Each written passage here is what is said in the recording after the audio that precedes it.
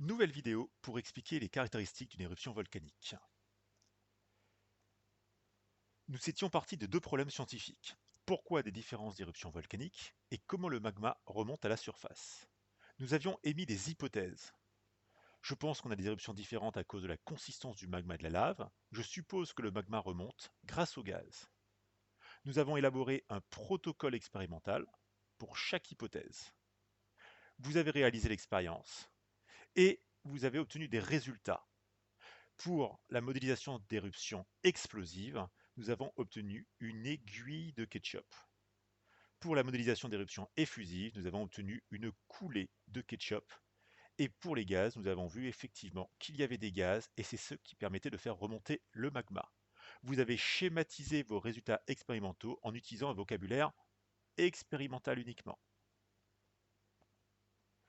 Pour l'interprétation, j'en déduis que le mélange vinaigre-bicarbonate produit des gaz et que ce gaz permet de faire remonter aussi bien mon ketchup pâteux que mon ketchup fluide.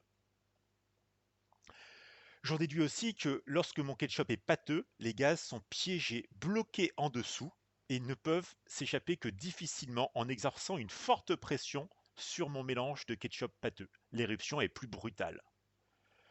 Dans le cas de la modélisation d'éruption effusive, le ketchup est fluide. Les gaz le font remonter, mais arrivent à le traverser facilement et s'échappent plus facilement. L'éruption ou la modélisation d'éruption est beaucoup plus calme. Conclusion par rapport à mes interprétations expérimentales. C'est bien le gaz qui permet de faire remonter le magma jusqu'à la surface.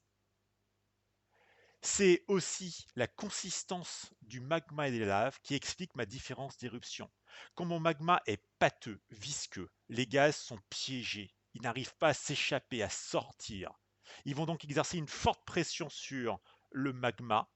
Et quand la pression du gaz sera supérieure à la résistance du volcan, à la résistance de ce mélange pâteux magmatique, il va y avoir une éruption brutale. Les gaz vont se libérer rapidement, une partie du volcan va être arrachée, ce qui va fabriquer une nuée ardente qui va dévaler la pente et les flancs du volcan, mais aussi un panache de cendres qui va partir verticalement dans l'atmosphère. Mon magma arrive à la surface, qui est devenue une lave, est pâteuse et forme une aiguille volcanique. Dans le cas des éruptions effusives, les gaz font bien remonter ce magma à la surface des volcans effusifs, mais en même temps ils le traversent, ils bouillonnent, ils arrivent à la surface et ils projettent de la lave en l'air, formant des projections, formant des fontaines de lave.